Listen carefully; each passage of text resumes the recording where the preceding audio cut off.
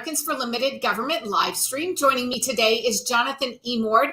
He is an attorney here in Washington, D.C. and a constitutional scholar, and also someone who has been an advocate for parents and for education, curriculum, and essentially parents' rights. He's been at this for a number of years, but as a result of the Virginia election and what we saw with the governor's race, the Congress has now introduced a Parents' Bill of Rights. So this has become a very popular issue.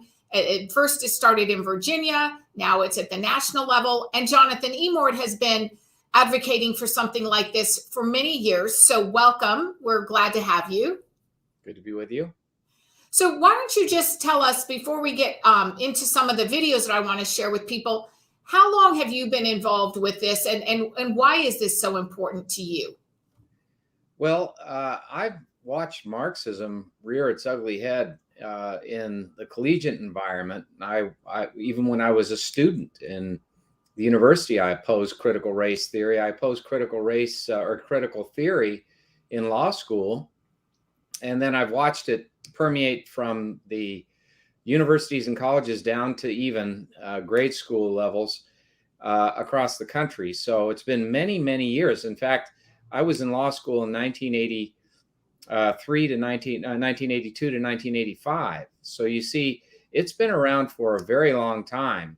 And you know, there has been a strong push to use racism as a lever to replace the economic split that in Marxism between the bourgeoisie and the proletariat, because that never flew here in America. So they came up with a new way to divide people, and that was based on this notion that those of color are perpetually victims of a society that's systemically racist, and those who are white are hopelessly racist, regardless of whether they discriminate or not, because they're implicitly so by virtue of their skin color. So this concept of dividing people based on race, making them hate themselves, hate each other, and most importantly for the Marxists who advocate this, to hate the government and to bring down the government, that is our government, a limited federal republic, so they could bring about a new socialist state. This has been a movement in academia for a very long time, and it's blossomed in the last half decade throughout grade schools. The curriculum was in development even longer, way before that. So this has been an intentional movement to create this basis for revolution in the United States for a very long time. Yeah. Thank you for giving us that bit of a background, because I think for a lot of parents, this seems all very new, like it just came out of nowhere, like what's going on? And so I appreciate that you're explaining that this isn't sort of out of nowhere. They've been laying the groundwork for this for decades. So I appreciate that. And I want to share a clip of a video. This is Brandon Michaud in Loudoun County. He was a parent who last fall, so it's been about a year, he got up in front of the school board and he just let them have it with the frustrations that he as a parent was feeling. And this really, I think in Virginia, got things started with parents being involved in trying to reclaim their kids' educations and be more involved. So let's watch this video and then you can react to that, Jonathan. Fired from your day jobs because if your employers knew that you were more inefficient than the DMV, you would be replaced in a heartbeat. I literally just finished a conference call because I'm having to multitask to be here to address you guys. You're a bunch of cowards hiding behind our children as an excuse for keeping schools closed. You think you're some sort of martyrs because of the decisions you're making when the statistics do not lie that the vast majority of the population is not at risk from this virus. The garbage workers who pick up my freaking trash risk their lives every day more than anyone in this school system. Figure it out or get off the podium, because you know what? There are people like me and a line of other people out there who will gladly take your seat and figure it out. It's not a high bar. Raise the freaking bar. Yeah, you gotta love that passion. Yeah, you have worked with Brandon, haven't you, in some of this fight against CRT? Well, I've certainly been aware of him ever since the start of it. I actually haven't worked with him, but I've worked with many of the people that he knows well and that have been protesting CRT in Loudoun County. In fact, we had an event here that you were attending where we had a number of the leaders from Loudoun County here speaking against critical race theory.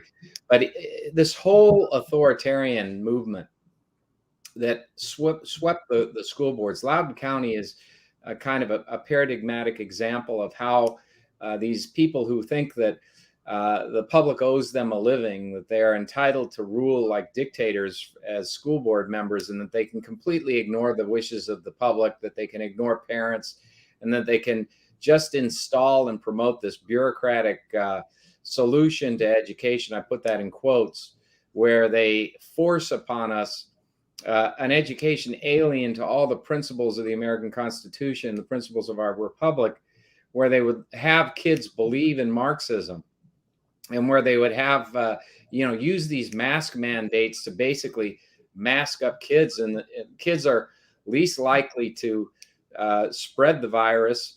And are when they have the virus, they have the greatest probability of surviving it than any group that exists. I mean, over 99% probability of surviving the virus, and they usually have mild symptoms. So this whole idea of masking kids and basically making them kowtow to the bureaucracy in the schools and to adhere in lockstep to this racial division nonsense, and this idea that people are predisposed always to exist in a systemically racist world where people of color will never succeed and people who are white will always oppress them. It's such utter nonsense, and parents had it. Parents were fed up. He was the first, as you point out, he started this clarion cry for opposition to this kind of authoritarianism. And it galvanized the interest of Loudoun County parents and parents all over the country that, wait a minute now, we ought to take a look at the school boards. And moreover, when they had these virtual classrooms, parents were seeing firsthand in their own homes a lot of the nonsense that was being used to educate their kids. And they just thought, gee, this is horrible. They're teaching my kid to be a Marxist. How on earth did this happen? How can they get away with it? And so they started to show up at school boards, and Ian Pryor and a lot of Elizabeth Schultz and a lot of these courageous crusaders showed up in the Loudoun County school boards and raised these issues and have done so indefatigably. And now a lot of these folks are up for recall, and there's a good chance that the superintendent of the Loudoun County schools will be bounced out of there because of the fact that he condoned a sexual assault in the schools by not taking action to remove the kid permanently. He simply reassigned him to another school where he committed a second sexual assault. I mean, it's appalling that they think that they're so arrogant, so condescending. They think they can get away with never having to account to the very people who put them there. That's exactly right. And that, I'm glad you mentioned that assault case in Loudoun County, because that is another thing that really pushed parents to demand some sort of Bill of Rights, because things are happening in the schools and the parents aren't being notified. And so these Bill of Rights, there's a bill introduced by Senator Josh Hawley of Missouri in the Senate. And then over on the House side, Julia Letlow, a representative from Louisiana, has introduced a similar bill. And I think Congress is, I would say that I would not call them leaders so much as they are following what they're seeing from the parents. I really do believe this was a movement that started with parents at the grassroots level. And now members of Congress are responding and reacting to that. And I'll share a clip of House Minority Leader Kevin McCarthy. He spoke last Thursday night for just about a minute on this Parents' Bill of Rights in the House. Let's see what he's saying. Join us. We put the Parents' Bill of Rights in. You could co-sponsor it. The parents know best, and the parents belong at the center of their child's education. They have not only the responsibility, but the right to know what their kids learn in the classroom. Madam Speaker, I was shocked. Do you realize in Virginia, If a parent went to a certain school and wanted to know what was being taught, they said you can, but you first have to sign an NDA. What? An NDA? You can't talk about it? You know, that kind of goes back to the 87,000 IRS agents. If you start with the premise that you don't trust somebody and you know best and you want control, that's the policy you write. That is why Republicans have unveiled the Parents' Bill of Rights. It doesn't matter your wealth or the color of your skin. You have the right to know what is being taught in school. You have a right to have a seat at the table. Our children have a right to have a seat at the table too. We believe that. So, Jonathan, an NDA is a non-disclosure agreement. I had no idea until I heard McCarthy say that parents were being asked to sign a non-disclosure agreement saying they wouldn't share outside of that room what was in the curriculum. Yeah, outrageous. And in fact, a lot of the curriculum that deals with these most controversial issues, the parents were utterly denied access to it. They weren't even given the chance for an NDA. An NDA is ridiculous as well. This is supposedly a public curriculum. It's a public school. We're entitled as parents to have access to what they're doing to our children. We don't give up our parental authority at the schoolhouse gate. We're their parents when they're in the school. And when we're they're the first to call into question parental authority and to challenge the right of parents to have custody of their own children. And this nonsense, they're even going to the extent of allowing kids in confidence to communicate with school counselors about desires to have sex change operations and to have those operations performed with parents largely oblivious to what's going on. And not aware that the school is catering to this type of a movement.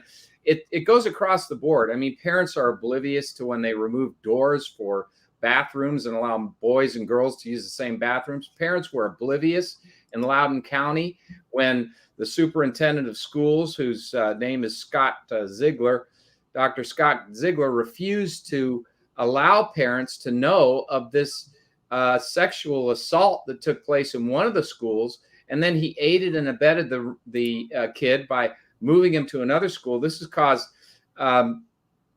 the county sheriff, Loudoun County Sheriff Mike Chapman, to object vigorously to this and to call on the carpet the superintendent of schools. This is only because of the activity of parents. This is only because parents have brought this issue up. The Congress is dealing with it only because parents have brought this up. But let there be no mistake about it.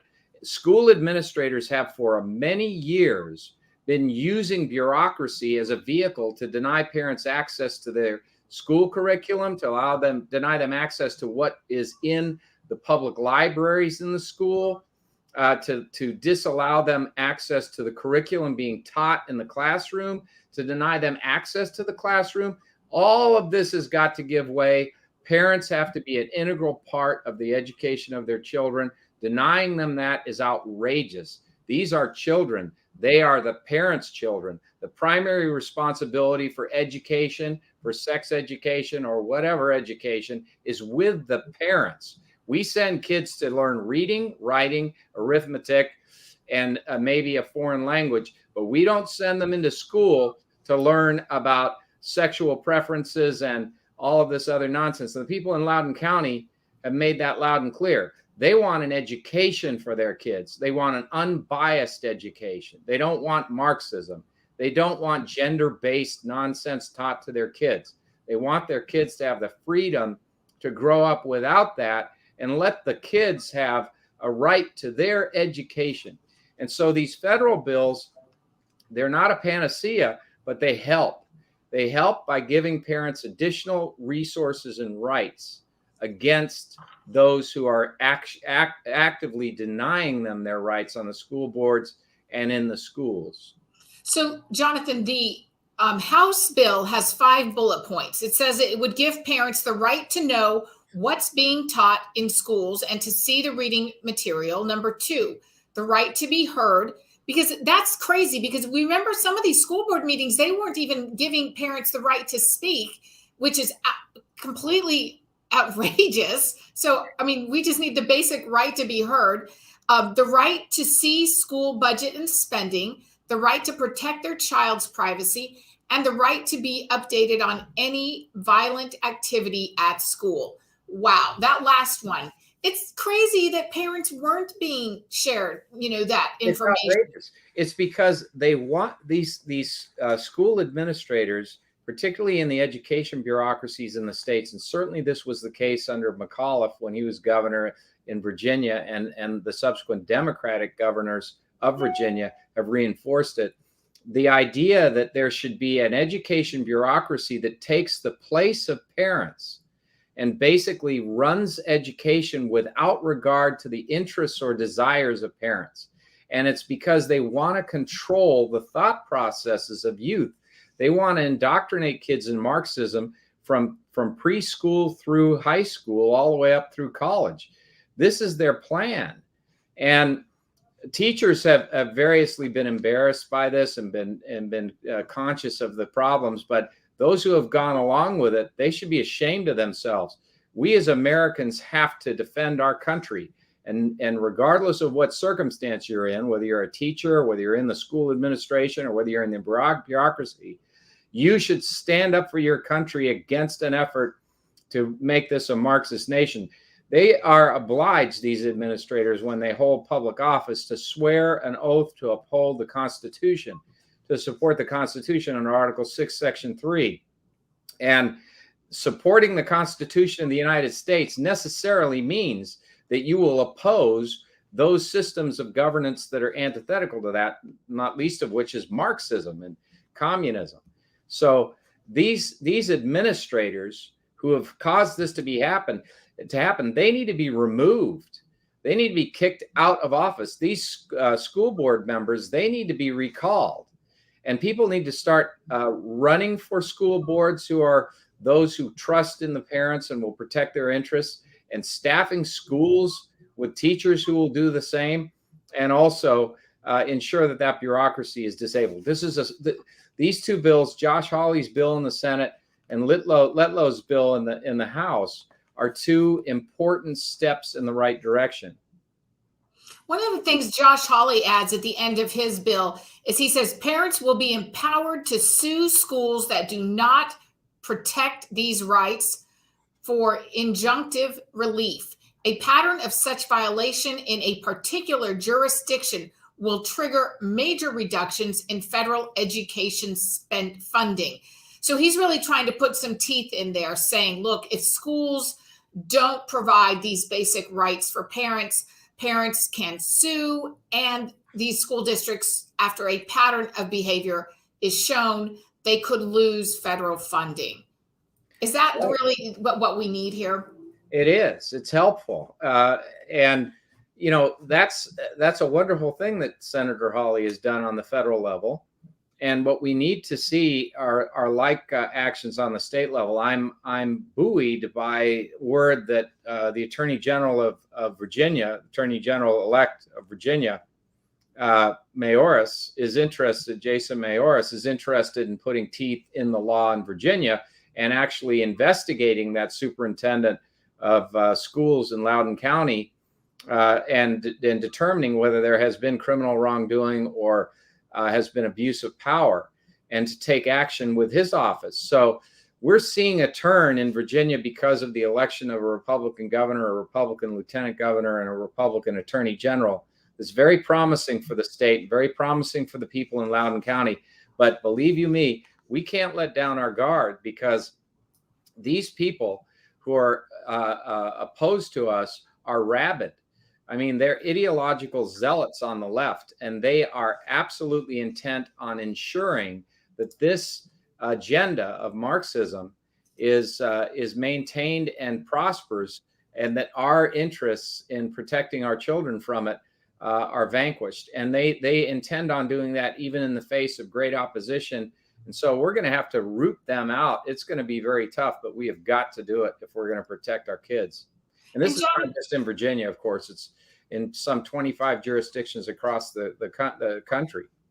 And one of our viewers asks, the nanny state wants to get the younger generation under control. Why is this so important to them?